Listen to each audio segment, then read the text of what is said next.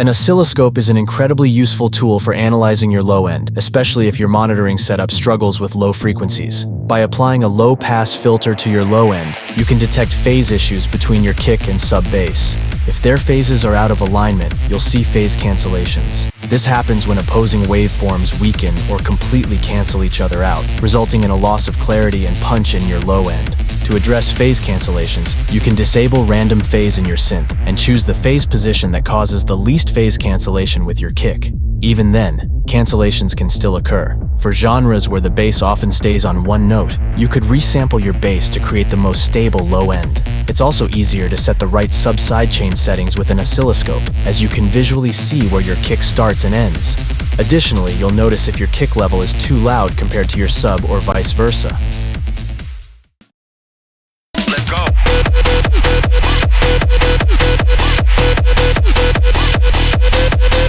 Let's go.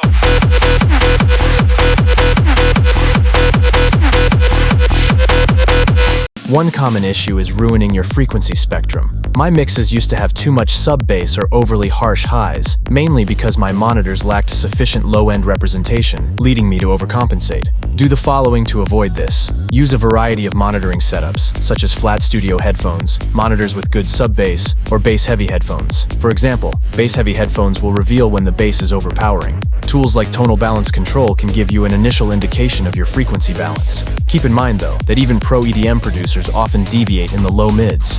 Most importantly, compare your track to reference tracks to ensure your spectrum aligns with professional standards, which leads us to the next mistake. Many people pay for mentors or courses, but your best mentor is always a good reference track. A reference track shows you the volume balance of each frequency band and provides insights into how each element should be mixed. Compare each frequency band with your track to see if it matches professional standards. You'll hear if you're too loud, too quiet, or generally too crowded in that band. Use reference tracks to analyze which drum samples work well. Copy their drums and compare the sound with your samples, finding similar ones to achieve a professional sound. Reference tracks can also help with learning track arrangement. For instance, avoid double drops if your reference track doesn't include them. The more you align with a reference track, the more professional your track will sound. Some argue that relying on reference tracks stifles creativity, but I disagree.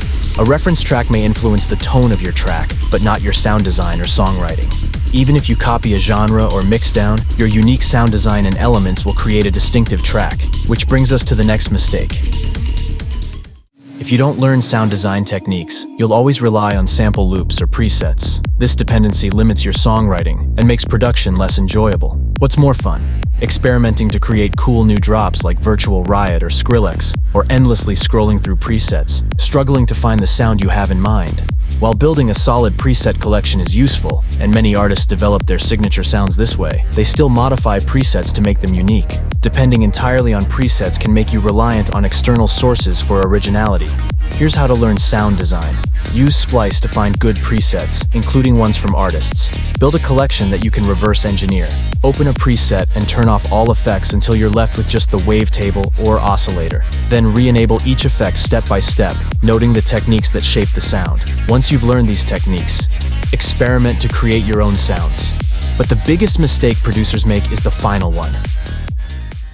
How did it take me 10 years to land a release with a big label? The problem is, simply producing tracks doesn't make you good. Many pros say, just produce a lot, but that advice isn't entirely accurate. To improve, you need targeted learning rather than mindless production. This applies to every skill. You can, for example, simply play an instrument, or you can learn it by practicing scales or chord progressions. If you just produce music without deliberate learning, you'll improve very slowly because you're not learning much. For instance, it makes sense to first learn all the effects that exist by reading their manuals. Then, you could start practicing specific aspects, like mastering. Instead of creating a full track, you could begin by mastering a loop and getting it to a specific loudness level. Another method is to remake tracks from good artists to learn from them, or to completely recreate their track-from-scratch videos as a learning exercise. My principle is, the more challenging something is to learn, the more you'll gain from it. For example, learning sound design can be very tedious, but the result will truly make a difference. Similarly, going through a manual can be exhausting, but you'll genuinely learn something new that you can apply to your productions. This is why it took me so long. I was producing for fun, but not learning efficiently. That was the biggest mistake I made in the past decade. What are your top mistakes you made in your production journey? Feel free to share it in the comments.